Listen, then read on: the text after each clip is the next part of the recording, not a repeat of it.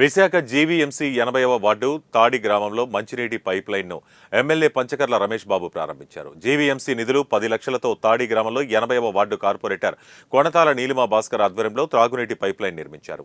తన గెలుపుకు సహకరించిన పెందుర్తి నియోజకవర్గంలో ప్రధాన సమస్యల ఒకటైన తాడి గ్రామం తరలింపుకు చర్యలు తీసుకుంటున్నారన్నారు ఎమ్మెల్యే రమేష్ బాబు. ఈ కార్యక్రమంలో 8వ వార్డు కార్పొరేటర్ కొనతాల నీలిమా భాస్కర్, మాదంశెట్టి నీలబాబు, బొడ్డపల్లి అప్పారావు, కోమోటి సూరిబాబు, కూటమి నాయకులు, కార్యకర్తలు పాల్గొన్నారు.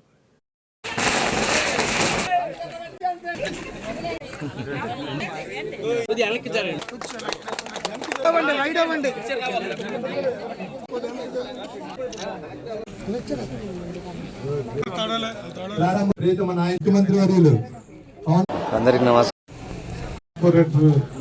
కొనతాల నీలిమా భాస్కర్ గారికి, ఈ కార్యక్రమంలో పాల్పంచుకున్న పెద్దలు నీలబాబు గారు, గ్రామస్తులు అందరూ చాలా మంది ఉన్నారు.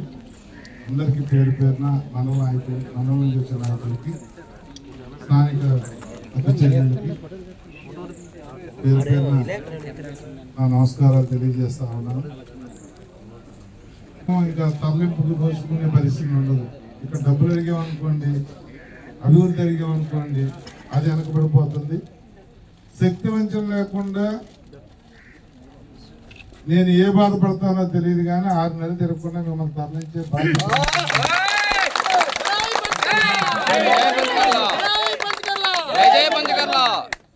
అన్ని వేదికల మీద ముఖ్యమంత్రి గారితో, అది అమరావతి అవ్వచ్చు, అసెంబ్లీ అవ్వచ్చు, ఇక్కడ జిల్లాలో మీటింగ్ అవ్వచ్చు, మొన్న కలెక్టర్ ఆఫీస్ మీటింగ్ అవ్వచ్చు, అన్ని వేదికలు కూడా అసెంబ్లీలో మాట్లాడే మీరు అందరూ చూశారు.